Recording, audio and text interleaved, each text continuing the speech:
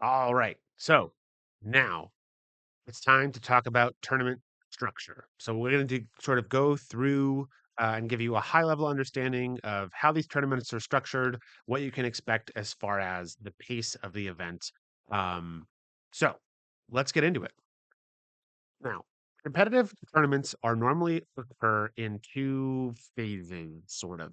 Um, the first is Swiss rounds. And if you've gone to FNM or pre release, you have probably played in Swiss rounds. During Swiss rounds, everybody plays in every round, and players are paired based on their record each round. So each match you win gives you 3 match points. Each draw is worth 1 match point, and a loss is worth 0 points. Now, large tournaments will sometimes have a second day of Swiss rounds, commonly referred to as day two, um, or players who meet a certain threshold of match points after day one's Swiss rounds. Now, these rounds are usually 50 minutes long. And when time is called for a Swiss round, if you haven't finished your matches yet, then the active player will finish their turn. And then the players collectively will take a total of 5 additional turns. If nobody has won the game at the end of those additional turns, then that game is considered a draw and your match results are calculated. Most often, when this happens, it will be because you have won a game and your opponent has won a game, and you'll go to time on game three, in which case that game would be considered a draw. Then you would have a draw overall for the match because you won a game and your opponent won a game. But it could happen where, like, if one player wins the first game and you go to time in game two, then that game would be considered a draw, and the player who has won a game already would be the winner of that match. Now, it's important to know that once time has been called, no additional games should be started, right? So if you end game two and you're shuffling up for game three when time is called, you shouldn't start game three to play your 5 additional turns or whatever. Just don't even start that game. Now, after Swiss rounds have been concluded, whether you're on 1 day or 2 days, there will be a single elimination playoff rounds to decide the ultimate winner of the tournament. Generally, only the 8 players with the best record from Swiss rounds will participate in this. This would normally be called your cut to top eight. And those again are single elimination rounds until a player has won. And generally, these rounds are you have to have a winner, right? You can't have a Yeah. draw for these rounds. Yeah. Most of you know this already. Yeah. If you played in a Magic event, this is usually how most of them are structured. But the single elimination playoffs is the big difference here, Yep. right? So, yeah, So these tournaments are played as a series of matches, generally best of 3 games. Before each game in the match, each player performs the following steps.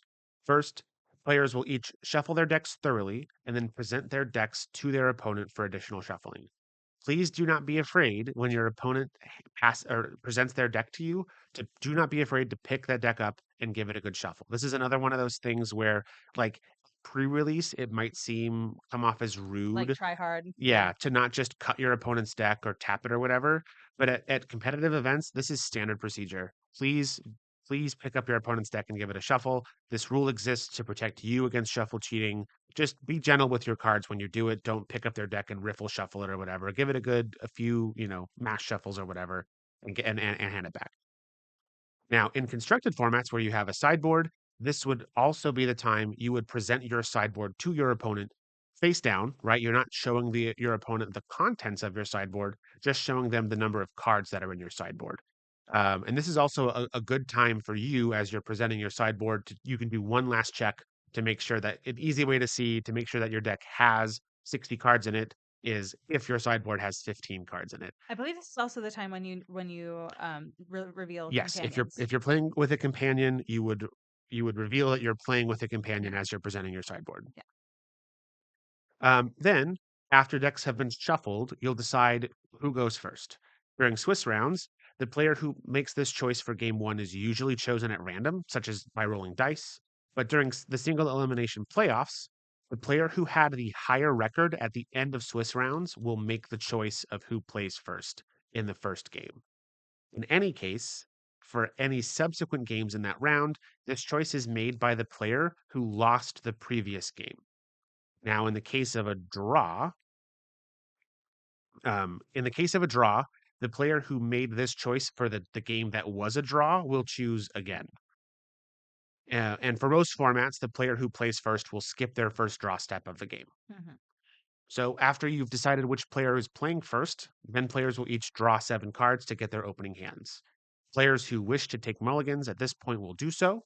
The way that works is whoever is going first will declare whether or not they're taking a mulligan. Then their opponent will then also declare whether or not they're taking a mulligan. Then after those declarations have been made, any players who said they want to mulligan will do so. And then you'll repeat this process until all players are satisfied with their opening hands. Yeah. And then after this, play begins. Now that part isn't that's not a departure from normal, Right. right? Like, so, And like, this is just normal match stuff. Like, this is not, like, specifically to competitive, like, this is just if you're walking into a tournament, this is what you can expect, but, a lot of this stuff is also happening at regular rules enforcement too, yeah, like, and if you go to even your pre-release or whatever. the exact like order of this isn't super strictly enforced. The big thing is that you obviously are going to be shuffling your deck Mhm, and deciding who goes first before players take their opening hands. mhm. But like generally you can start shuffling your deck, ask your opponent if they want to do a high roll, roll 2d6 or whatever. And while you're shuffling your deck, you can make that choice. Like Yeah, it's not like you yeah, have to do this in this specific order. yeah. Um, These are the things that you need to do and roughly when you need to do them. yes. Yeah. Just know the biggest thing here is decide who goes first before you look at your opening hands. Yes, please and thank you. Now, between subsequent games in a match, players may substitute cards from their deck with cards from their sideboard. This is done when players are shuffling their decks and before they present their decks to their opponents. So if you finish game one, you can pull out your sideboard, decide you want to switch some cards.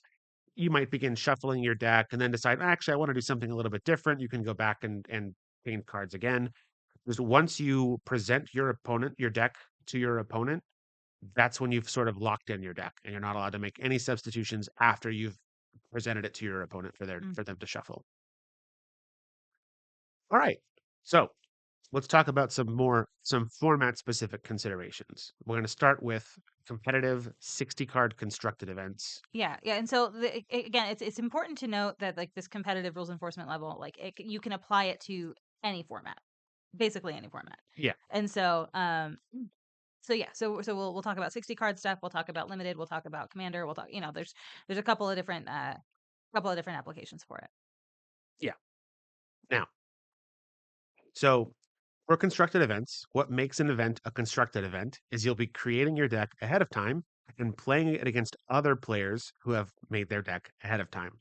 For these events, your deck must be at least 60 cards, and you can also bring a sideboard of up to 15 additional cards. With the exception of basic lands, you are limited to only 4 copies of any given card between both your deck and your sideboard. Now, in most constructed events, will only allow cards from specific sets to be in your deck, as well as having an additional ban list. So this is like standard, is only the standard release sets for the last 3 years can be in your standard deck. I think modern is like 8th edition and forward. Yeah. And so they'll you can look at as you're building your deck, you can look at the cards that are legal for that format. So, but it'll usually be some number of sets plus a ban or minus a ban list. Yeah. And as we said, for these constructed events, you will need to submit a deck list ahead of time.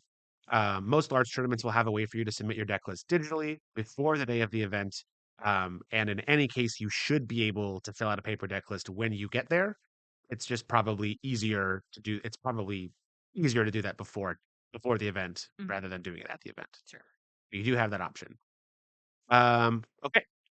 Now we're going to talk about competitive rules enforcement level commander, also sometimes referred to as tournament EDH. Which is different than CEDH, right? Like, Yes. competitive EDH, um, describes the play style and describes the kinds of cards and the kinds of meta that you can expect to run into. Tournament EDH is that with competitive rules applied, or competitive tournament rules applied to it. Yes.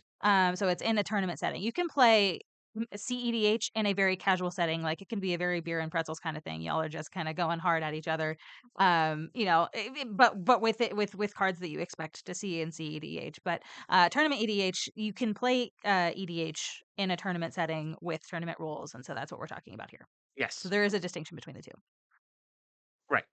And as far as I know, tournament EDH has not been sanctioned and supported by Wizards of the Coast. However, some members of the community, especially people with experience with competitive rules, collaborated to write an addendum to the normal Magic tournament rules to accommodate a 4-player competitive format. I went ahead and dropped that in chat in Yeah. case any of y'all are interested in that. This is player created slash judge created. This was not created by Wizards of the Coast, but this is what if you play in a tournament EDH event. This is what the judges will be using as an addendum to the existing Magic tournament rules that we included in chat before. That will help enforce some rules about that are unique to multiplayer. Yep. So All right. So, Tournament EDH follows the same deck building rules as Commander. You'll choose a legendary creature to be your commander, and then you'll build a 100 card deck that falls within your commander's color identity. You are allowed at most a single copy of any given card, excepting basic lands. Unlike 1v1 formats, though, each match will only consist of a single game. Before the game begins, players will be seated in a specific order, and the player in seat 1 will be the first player for that game. You will follow the normal rules for the pregame, as we discussed a few slides back, with the change that your commander is revealed to the other players before you begin shuffling your deck. Like as you sit down, you're revealing your commander. Additionally, when time is called for the round, no extra turns are performed. The active player finishes their current turn, and if no player has won by the end of that player's turn, then the game just results in a draw. There are some additional considerations that if this interests you and you want to read more about it, there are some additional considerations paid to the fact that there are 4 players in the game, such as exceptions being made to taking back or changing decisions based on conversations had between players at the table. And there's also an additional penalty introduced in the form of a turn skip for specific gameplay or tournament errors, where you basically, if you make a certain kind of mistake, a judge will just say you're skipping your next turn. You just don't take it. yeah, a game loss is not really something that you can do, Yeah, and it could because it's only where you're doing best of one, right? exactly. And so so they can't issue a game loss, and so in instances where maybe perhaps otherwise they would issue a game loss, you'll start to see things like a turn skip as implemented as a as the fix Yep. or the All right. penalty rather, not the fix. But yes. So let's get into my favorite, what I'm most excited about. I am also most excited about this. Now, this I find so competitive, sealed, and draft. I feel like there's like stores that don't run RCQs in limited because they don't understand how to do it. They think it's more complicated than it is. There are players that don't show up to it because they're like, okay, well, this is going to be way more intense than pre-release. I can't do this. I promise you it's not as intimidating as what you think it is. Yep. The only real difference is you gotta, like, document some things that otherwise you don't have to document, but it's once you understand what you need to do, it really hopefully, we're it's our hope at least that it's not gonna be intimidating to Yeah. you. And in like 5 minutes, you will know how to do those things. Yeah, it's true. It's yeah. We'll see. It So you is can go to an straightforward. It's pretty RCQ at easy. your store without if you don't have, like, a standard deck or a, whatever format is the current constructed, competitive season. You can just walk into an RCQ at a store and play limited as long as you have some sleeves with you or whatever, Yep. and you can play in an RCQ, and that's kinda cool. We love it. Yeah. Anyway, sorry, go ahead. All right. So let's talk about it. So for limited events, what makes a limited event is rather than building your deck ahead of time and bringing it with you, you're going to be building your deck at the event out of cards you open from booster packs that are given to you for the purpose of building your deck. Now, there are 2 categories of limited event: sealed and draft. In sealed events, you'll be given 6 booster packs. You'll open them all and then build a 40 card deck with the contents of those booster packs. If you've done pre release, you're familiar with sealed, right? Pre-release is a sealed event, with the addition of a pre-release promo, which you will not get for a competitive rules enforcement level event. Conversely, in draft events, you will be arranged into pods with other players. Usually, the goal is to have 8 players in your draft pod, and each player will be given 3 packs and that will be passed between players as you draft to one card at a time. And we'll talk about what that looks like in a little bit. In either case, you can include as many basic lands from outside your packs as you would like to finish your deck. And you can bring basic lands with you. A lot of like limited players will do that, but also the stores or events you're playing at will have basic land stations where you can go to get as many basic lands as you need. And if this part sounds familiar, friends, it's because it is. If you've done just like a generic rando draft at your game store, this is probably how it sounded Yeah. so far. The only parts that are different are the last two bullet points. Yep. So in limited, your deck will need to be at least 40 cards. Unlike in constructed, there's no maximum number of cards with the same name that you can put in your deck. If you open 7 copies of a card, you can play all 7 copies of that card if you want. I have not seen that happen, but in theory, it's But possible. in a small set like Avatar, and I think TNMT is Yeah. also going to be a small set, especially in a draft environment. You could draft like 5, 6 copies of the same Yep. card, and it would not be uncommon. I don't think. Now, any card in your card pool that is not being played in your deck is automatically considered in your sideboard, and you can switch cards between your deck and sideboard between games.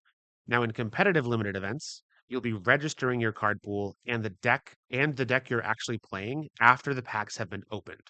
And unlike pre-release, competitive events are not run with continuous construction, meaning that you must play the first game of each of your matches with the same 40 card deck that you registered on your deck registration sheet. And we did touch on this earlier too. Yeah. Like this is yeah. So you just have to make sure that you're starting each match with the same deck. Yep.